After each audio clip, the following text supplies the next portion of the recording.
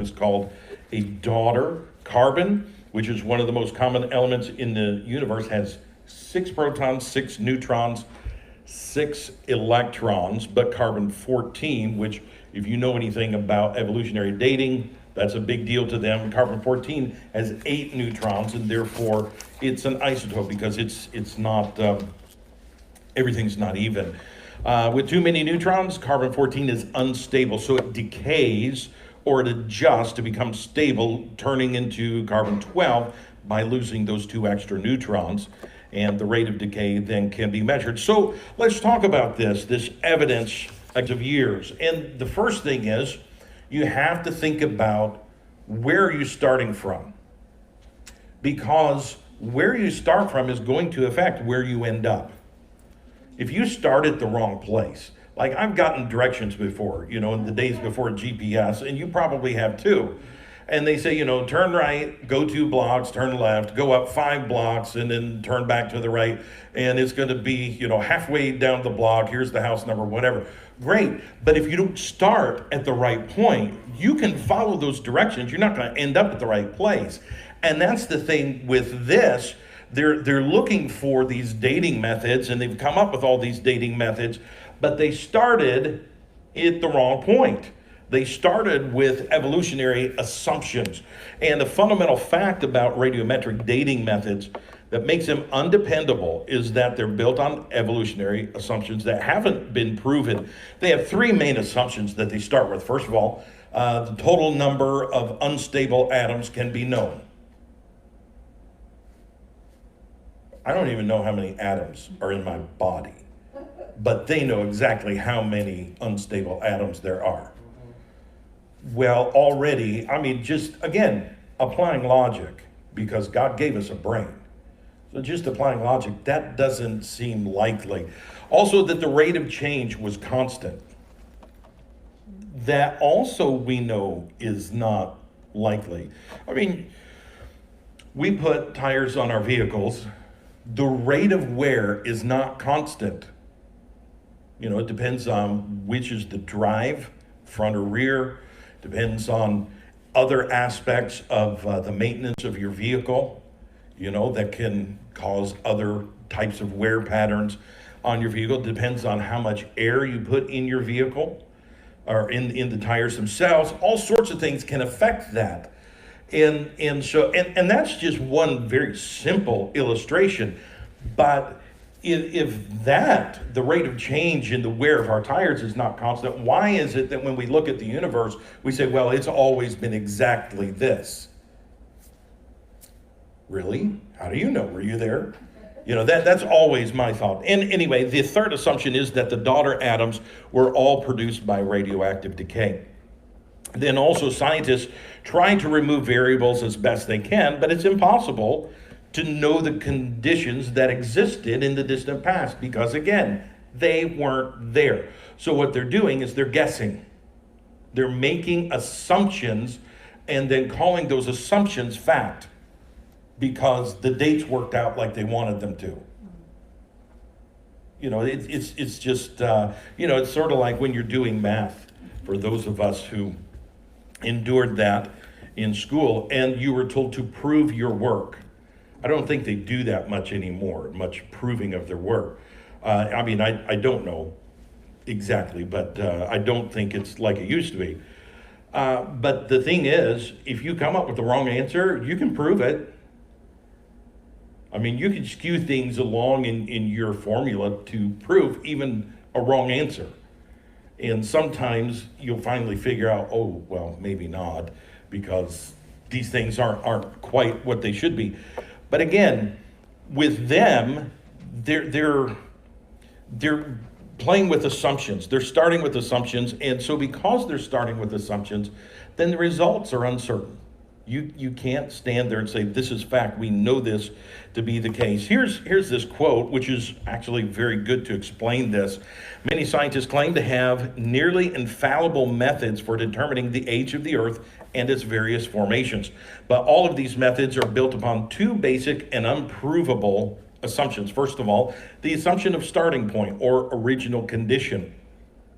and the assumption of a uniform rate of change from that starting point to the present. Consider the burning of a candle in an abandoned house. It is now burning at the rate of 1 inch an hour. Question, how long has it been burning?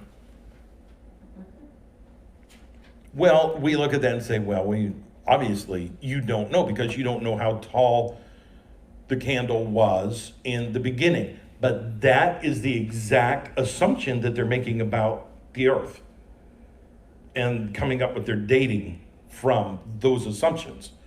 And we're just supposed to believe it. Also, the other thing, how long has it been burning, and thus, how long ago was the house abandoned? Well, we don't know. That's the answer. No one can know until it can be shown how high the candle was when it was last lit and how fast it was burning originally. And again, that's another thing. If you've ever done anything by candlelight, you open a door and there's a breeze that comes in, or you open a window, that candle is going to burn at a different rate than after you've closed the door. Even if it's momentary, that is going to change things. And so, again, we can understand that, we can grasp that. Why is it that the evolutionists can't figure that out when it comes to the earth? Because it doesn't fit with their agenda. They're starting out with the answer and trying to work back and find the proof for that answer. Anyway, so again, using that same logic, how old is the earth? The answer is no one can know unless it can be shown what it was like when it began and how rapidly it has changed since then. But we can't, because we don't have records of, all the way back how it was in the beginning, nor do we have records of all the various things that have happened.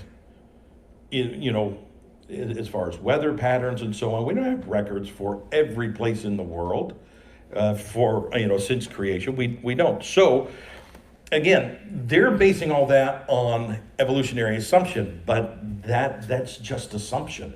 So we can't go very far with that. Also, evolutionary dating has been refuted by carbon-14 testing, which is funny because they use carbon-14 testing to prove evolution. So let's see this. The carbon-14 dating system actually disproves evolution's millions of years doctrine. It was proven by the RATE project, which is radioisotopes in the age of the Earth, which was conducted by a team of 8 PhD scientists between 1997 and 2005. Those scientists tested various dating systems, and their project then was summarized in the 2 volumes of Radioisotopes in the Age of the Earth. Here's what they found. Samples were taken from 10 different coal layers that, according to evolutionists, represent different time periods in the geologic column.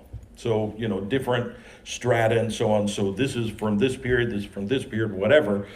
But the coal samples, which date to hundreds of millions of years, based on standard evolution time estimates, all contained measurable amounts of C14. Since the half-life of C14 is actually 57,300 years, there should be no detectable C14 left after about 100,000 years. So if there's detectable levels of C14, carbon-14, in that coal, it cannot be millions of years old. It cannot. So even what they use to base all their things on doesn't agree with them. And we'll talk about that a little bit more here in just a minute. But we also see that evolutionary dating gives widely differing results. We talked about this just a little bit as we were going in depth about carbon-14. But this is what's known as the anomaly factor. Scientists have tried to eliminate this, but they've been unsuccessful. Do you know why? Because they're starting from the wrong place. You start with the wrong assumption, you're going to end at the wrong place. But here's just 4 examples, and there were quite a few that I found, but here are 4. Volcanic rocks in Hawaii were dated by potassium argon at 160 million to 3 billion years old, when they were actually formed in an eruption in 1801.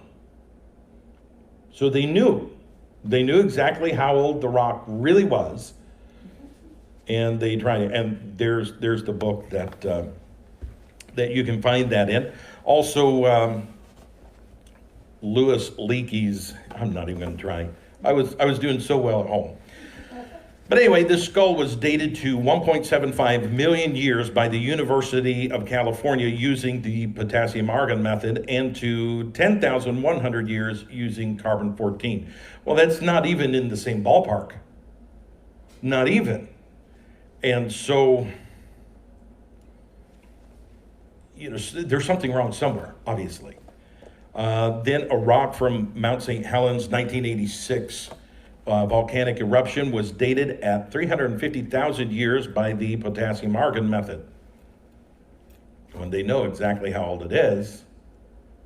So then also this final example, a layer of volcanic ash at Lake Turkana, Kenya, was dated by 3 different radiometric dating teams. A Cambridge team obtained dates ranging from 0.5 to 17.5 million years. A team at Berkeley obtained dates ranging from 1.5 to 6.9 million years. A team of the Australian National University got a date of 1.88 million years. That's just wild that they have such a wide range. Dating methods that are this widely variable and obviously contradictory surely lack any element of real scientific authority. Well, yeah, it does. The problem is nobody talks about it.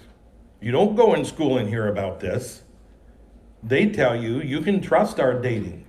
And let's talk about their dating. Again, because we already said carbon-14 already goes against a lot of their assumptions. And then they get these wide ranges. Will eventually